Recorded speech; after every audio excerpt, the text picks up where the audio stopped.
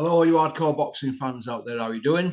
It's Russ here from Porky's Corner, the biggest gob in sport. We say the things on here that nobody dare say. Isn't that right, Puppy Parsons? Right, Porky's International, that's our sister channel. Feel free to go over there and like and subscribe and leave a comment. Also, feel free to go to www.boxersinneed.com. Go and have a look at that. All right. Now, here we go. Here we go. Right.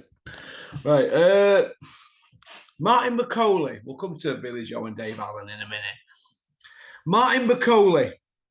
Is he a bogeyman? I'd say he is. He's a bogeyman in Martin McCauley. For a simple reason, right? Who's fighting him? He's done Yoker, right? He's done Jared Anderson. He took their O's, right? Who's going near him? Caballel. He's just done Frank Sanchez. Not so long ago, he did Chisora. Well, not so long ago, a few years ago now. And he was swerved then, and they're being swerved now. Pair of them haven't got a fight lined up. Now, matchmakers are telling me that these guys are very, very hard to match at the moment. Very, very, very hard to match. Get focus right on this. I'm not used to these laptops, mate. I think they're a nightmare. I'm a tower man, me, computer in an office, man. So, right. So, has Billy Nelson done a good job with Martin McCauley? Yes, he has. I don't think he'd pass for a Scotsman, though, would he, really? He talks like he's underwater, and he talks in broken English or broken Scottish, but he can fight, can't he? He's a big old lump, 6'6", 20 clementines. But he's not marketable, as Eddie Hills says. He's not marketable at all, but he's supposed to be the next big noise, or he was supposed to be the next big noise. Wasn't he, Jared Anderson? But it didn't work out for him, did it, when he bumped into McCauley? But it is what it is. But McCauley's ranked 6 on BoxRec.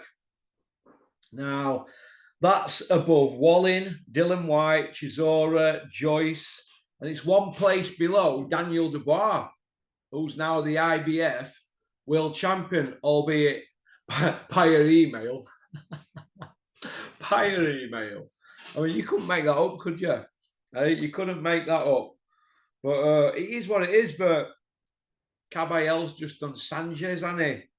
So, what would we do with these guys here? Because they're not engaging, are they?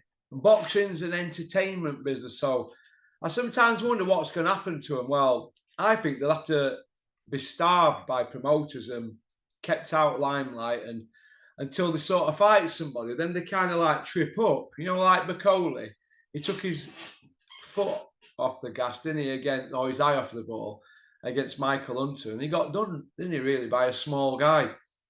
And I think that's what will happen to Caballel and McCauley again. I think they'll take their eye off ball and they'll not get their opportunity. But Caballel, you know, he's ranked higher than McCauley. Why are these guys not getting a fair rub at green? I'm not sure, but it is what it is, isn't it? I just think that they'll be parked up. A bit like Eddie Hills when he signed Luis Ortiz.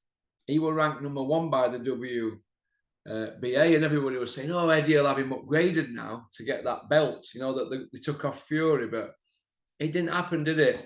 They wanted that belt for Joshua, didn't they, really? So that belt became vacant for Anthony Joshua. But when have we ever seen an Eddie Hills fighter who's the WBA interim champion or the interim champion of any of the organizations not be upgraded when he signs with Eddie Hills? I mean, that's what it's all about, isn't it? A promoter lobbying and looking after people behind the scenes. No, a little drink for you, and you know, I'll pick up that tab, and that's what goes on. Seeing it with my own eyeballs.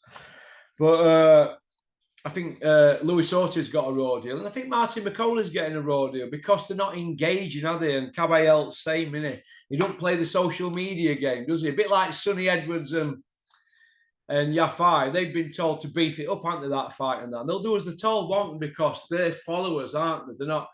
They play the game, don't they? Well, Sonny Edwards plays the game on social media. So I kind of like feel sorry for Billy Nelson in a way. He's like, He's in a no-win situation. He's whipped his guy into shape, got him mentally, physically, emotionally in position. He's number 6 in the world in a division that the Saints red hot. There's all the money there, but it looks like he's being swerved. So could you say that McCauley and Caballel are bogeymen? Yes, you could. Yes, you could.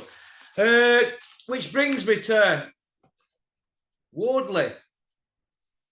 Fabio Wardley, and It's Big Freeze. I thought It's Big Freeze won the first one, as we all know. I'm a It's Big Freeze fan now. So, are they a stepping stone for Moses Atome? Well, that's what people are saying at the moment, aren't they? That the winner of that or the loser of that fight could be fighting them. But I'm also hearing that there's a third fight lined up as well. So, because first one were a draw, so if this one's a good fight, they'll go again, and I'd pay to watch that on pay-per-view. That I thought the first fight was fantastic. They couldn't give any more. Hats off. I'm very, very harsh. I'm a harsh person, me, on most things. I'm harsh on my kids' schoolwork. I'm harsh on myself. I'm harsh on anything I do. I'm very, very harsh. But they couldn't give any more. A bit like Mickey Ward and Gatti. They couldn't give any more in that first fight. Young Fraser, oh, he's not young no more, is he? It's Big Freeze. Fraser Clark and Fabio Wardley couldn't give any more for the fans. Hats off to those guys. They deserve every penny they're getting Saudi. Every single penny. And I've been critical of both. So, but Dave Allen, really, he should be kicking himself, shouldn't he now? Dave Allen. Looking at all this going on, because if he'd have been a little bit fitter and a little bit smarter and a little bit more on top of his game, he might have put in a better performance against It's Big Freeze. But Dave Allen's last 6 fights, he's won 5 and he's had a defeat against It's Big Freeze. But he wasn't whipped into shape for that fight, was he? But out of them 5 wins, 4 of them, or all the 5 wins, were against men with losing records. Right? So think about that. He's won 5 out of his last 6, but they're against men with losing records. And look at this stage of the game. What is it? 31 fights, 30-odd-year-old, fighting men with losing records. Now, David's not got a belt at home, not a belt. It's kind of like a boxing career of how not to manage your own career. But Dave's got a manager's license, and he manages other fighters. Do they call me Punch, or am I just stupid? Let me repeat that again. The White Rhino manages fighters. I'm not saying that because I know him. He used to live on the same street as me, at the back of my house. I'm not saying, I'm just being honest. This gentleman's a nice kid, but he's managing fighters, but he managed his own career. He hasn't got a belt. He's 30-odd. He's had 30-odd fights, 30-odd-year-old. And his last 5 wins are against men. We're losing records. And 4 of them were 4-rounders. Let me repeat that again. 4-rounders. What novices fight. What is all that about? And now he's coming out exposing promoters because he's saying, well, Dennis mainly, saying he's having to pay to fight. That was one of the first things I noticed when I worked for Big Ron. Not slagging him, but I was like, what, they're having to pay to fight? Oh, wow. What are you selling them? You're selling them a dream. You're selling these kids a dream. Dennis knows I don't agree with that. As you know, me and Dennis have had a few tear-ups, a few fallouts. I don't agree with anything like that. I'm all for fighters getting paid. If you don't believe me, go and speak to a very close friend of mine who I trust with my life. Go speak to Chris Smedley, and he'll tell you. I was probably the only one that stood up to Dennis up there. Everybody else, yes, Dennis, no, Dennis. 3 bags full, Dennis. All them around Dennis on the boxing, because they're getting paid, aren't they? I weren't getting paid, but I didn't need the money. I just wanted to be around it and see what we're all about, but it took over my life. Obviously, I did do well on other things around that, but not the boxing, because there's no money in it. You just do it for fun. It's like a hobby, innit? But no, 5-1 in his last 6. You know, one of them wins a 6-rounder, which he won in round 1 against some Hungarian plumber. And the other 4 wins, 4-rounders. I mean, David, what are you doing? You're managing your own career. So I can only think that he did that just to give Dennis as little money as possible, just to get out the deal. Now he's saying he'll finish his career with Dennis, but he's not going to sign a deal with Dennis. That means, Dennis, if anybody knocks on the door, I'm off, and you can't denote to me, and you can't have a slice of the cake. Because I don't doubt that Dennis took a slice of the pie. Well, I know he did from the It's Big Freeze fight. And quite rightly so, because David left Dennis years and years ago, didn't he? So Dennis would have been thinking, I want my investment back. And he got it. He always gets his man. He always said to me, he'll come back in. Because he used to pop up, didn't you, David, for a coffee and all that. I thought, what's he hanging about around here for, Dennis, when he's fighting on matchroom shows? Because in case it don't work, you've got to be cunning like a fox. And that's what David is, aren't you, David? Cunning like a fox. And quite rightly so, when you're getting punched in the head and paid to play. So, David, don't price yourself out. Take the Johnny Fisher fight. If it's short end money, go and take it and punch him upside down. Because if you're fit, you beat Elmer Fudd. Oh, no. Everybody's mate, Elmer Fudd. Go knock him out. You know what I mean? Go knock him out. And in fact, while you're there, tell his old man I'll fight him as well if he gets down to 11 stone or 69.85 kilo I am. I can't get it off a digital thing from kilo to stone. So 69.85 kilos. So go tell him I'll fight his old man if he can get down to my weight. And Spencer Fear, and I'll fight you, Spencer, if you get down to 11, Clem. Weren't you a pro at that fight, at that weight? Yeah, Spencer will punch you upside down. He can whack Spencer Fear and can whack. Trust me, Julian McCowan said to me, don't get him with Spencer Fear and he'll knock you about, Russell. But it is what it is. It's only banter, innit? But do I feel sorry for David? Yes, I do. I feel very, very sorry for him. But this is what happens, isn't it? You know, he's got a 12-year pro career, Dave Allen, 12-year. And he's still fighting 4-rounders. That's how you don't manage your career. That's when you think you know it all. And this is what happens. If people want to start managing themselves, right, go look at Dave Allen's career. That's how you don't manage yourself. You don't make them sort of decisions. You listen to experts. You know what I mean? You don't listen to people like Eddie Hills that put their arm around you and say, oh, well, fight Louis Ortiz, although Dave were begging for that fight. Don't get an Hungarian plumber.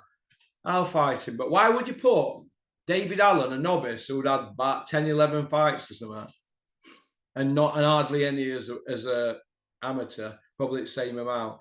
Why would you put that kid in like that against the WBA interim champion of the world, who's ranked number 1 and more or less is waiting to be upgraded to be a world champion? Why would you put Dave Allen in that fight when he's only had the loss against Dylan White? We're in 9-1 and 1 or something like that, I think he were. Shame on you, Eddie Hills.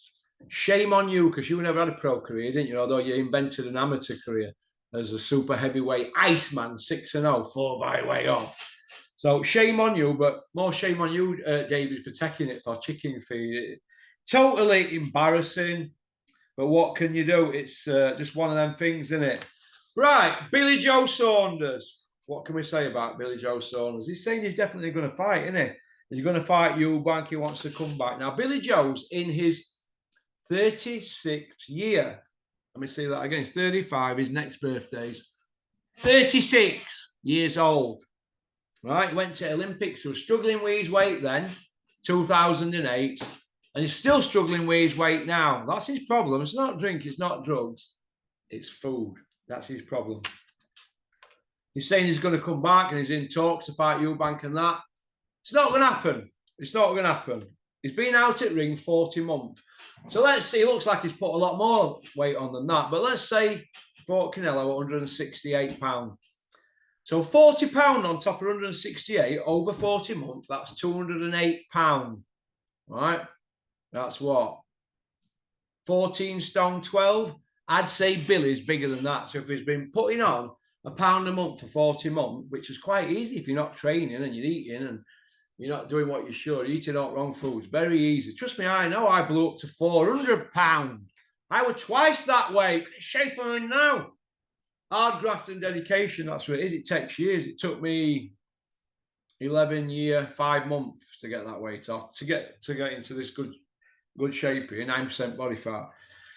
So Billy ain't got that as much weight to knock off as me, but he's got a lot of weight to knock off, and you're never same. You never. When I go to gym now, I'm not training like I were at this weight when I was 25. I'm not on your Nelly. You've got to train smarter, but I train more correctly now and I eat better. But Billy, you're not coming back. Stop it. Stop it. If you do come back against Eubank, it'd be a gimmick fight. Why not? Because you fought him 10 years ago. Who wants to see a rematch 10 years later? I want to see Billy come back and chase Canelo down or Charlo at 160. Let's see him test himself. You know what I mean? Fight a big dog like Charlo, but you're not going to get that, are you? So, okie dokie. So, thanks for liking and subscribing and leaving a comment. And also, thanks for subscribing and having a little nosy at our sister channel, Porky's International. All right? Go on, peace out. Booyaka!